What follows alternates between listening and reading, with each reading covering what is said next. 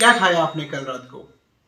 पकोड़े, समोसे, पूरी, कचौड़ी, छोले भटूरे, मटन, साग, मक्की की रोटी। ऐसे कुछ खाया होगा तभी आज गैस की दिक्कत आ रही है। वेल, आज के इस इंफॉर्मेटिव वीडियो में हम इन्हीं चीजों को डिस्कस करने वाले हैं कि क्या चीजें हमें दिक्कत देती हैं और उनसे बचने के लिए अपने लाइफस्टाइल में हम किस तरह का चेंजेस करें, किस तरह से इंप्रूवमेंट करें ताकि हमें ये प्रॉब्लम्स ना आए। थर्डली, सबसे इंपॉर्टेंटली, कि अगर हम इन चीजों को इग्नोर करते हैं तो किस तरह की डिजीजेस के साथ हमें प्रॉब्लम आ सकती है, यानी कि किस तरह की कॉम्प्लिकेशंस हम देखते हैं कि अगर हमें गैस्ट्रिक फॉर्मेशंस बढ़ गया है बॉडी में तो किस तरह की कंडीशंस हमारी बढ़ सकती हैं। आइए शुरू करते हैं इस इंफॉर्मेटिव वीडियो ब्लॉग को। अगर अभी तक आपने सब्सक्राइब नहीं किया तो सब्सक्राइब जरूर करें। गैस्ट्रिक फॉर्मेशन या पेट में अफराहट रहना, पेट का फूल जाना, पेट का हैवी हो जाना और इसकी वजह से साथ साथ हमें एसिडिटी होना, उल्टी का मन करना, छाती में जलन, चक्कर आना, डकारे, खट्टी डकारे आना, नॉर्मल डकारे आना, हाथों पैरों में सूजन रहना, अकड़ाव आ जाना, जोड़ों का दर्द बढ़ जाना, ये कुछ ऐसे सिम्टम्स हैं जो हम बहुत जल्दी बढ़ते हुए देखते हैं।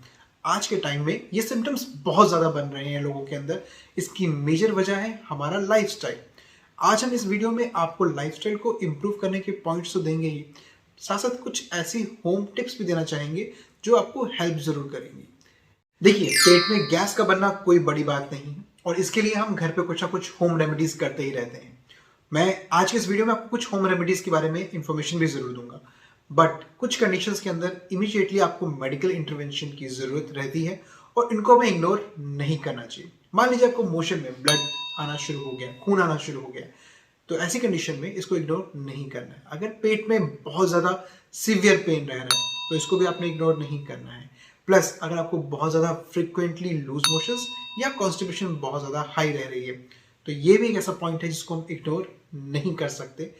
फोर्थ इंपॉर्टेंट पॉइंट, अगर आपका वेट लूज हो रहा है, बहुत तेजी से लूज हो रहा है, वेट लूज हो रहा है और आप उसके लिए कोशिश नहीं कर रहे हैं, यानी कि आपके बिना किसी कोशिश के वेट लूज होना शुरू हो गया, तो ऐसी कंडीशंस में आपको मेडिकल इंटरवेंशन की जरूरत है।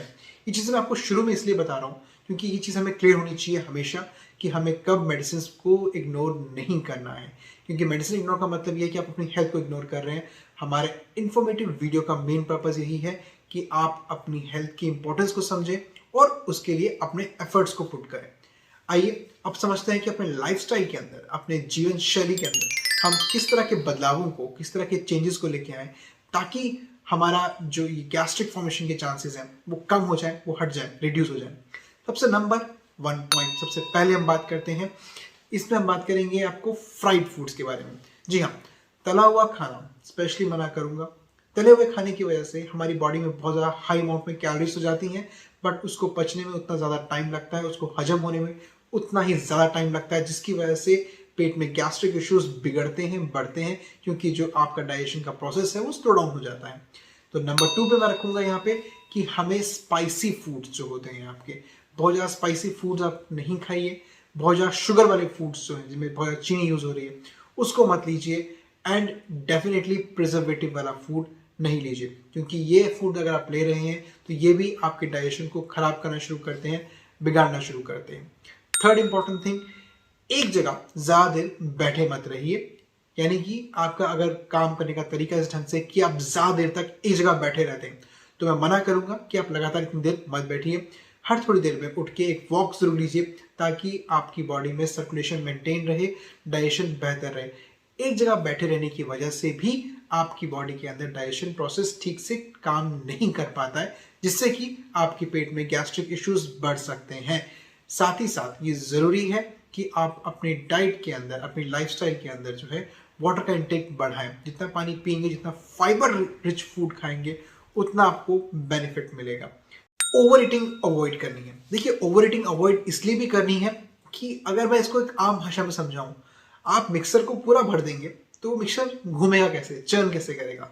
तो मान लीजिए आपका पेट एक तरह का मिक्सर है जिसमें सब कुछ डाइजेस्ट होना है, पर अगर उसको हम ठूस ठूस के भर देंगे तो वहां पे डाइजेशन करने के लिए, प्रोसेस के लिए जगह ही नहीं बचेगी। तो इसलिए पेट दबा के नहीं भरना है, हमने उतना खाना जितना हमारी सेहत के लिए ठीक है। तो न्यूट्रिशियस खाइए, हेल्दी खाइए और लिमिट से खाइए। तो लिमिट बांधना बहुत ज़रूरी है ताकि आपको पता रहे कि आप कितना फूड आपके लिए ज़रूरी है। जब आप लिमिट से खाएंगे तो आपका डाइजेशन बेहतर रहेगा।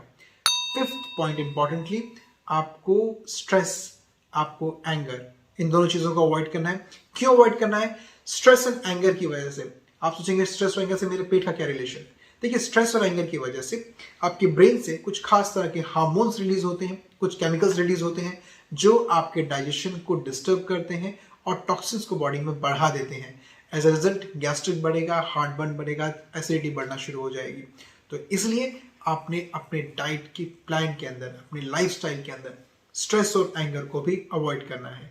एक लास्ट एक चीज और बोलना चाहूंगा मैं अपने लाइफस्टाइल के अंदर कि अगर आप लेट नाइट खा रहे हैं, यानी कि आप दिन के खाना स्किप कर रहे हैं और खाना लेट टू लेट और लेट नाइट जाके खाते हैं, तो ये भी एक मेजर प्रॉब्लम है आपके लिए, क्योंकि लेट नाइट खाने की वजह से आपका डाइजेशन डिस्टर्ब रहेगा, क्योंकि वहां पे इनफ अमाउंट में फूड नहीं पहुंच रहा है।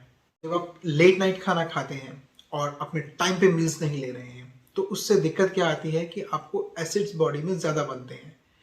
और सिंप्लीफाई करके अगर मैं बताऊं मैं आपको, तो हमारी बॉडी के, हमारे शरीर के अंदर, हमारे स्टमक के अंदर एक खास तरह का केमिकल या एक खास तरह का एसिड बनता है HCl के नाम से, जो खाने को ब्रेक डाउन करने में हमें हेल्प कर रहा है। खाने का मेन डाइजेशन हमारी आंतों के अंदर होता है, लेकिन HCl की फॉर्मेशन हमारे स्टमक के अंदर रह रही है और वहां पे आके वो खाने को ब्रेक करता है, जो पड़ा हुआ है, जो टूटेगा।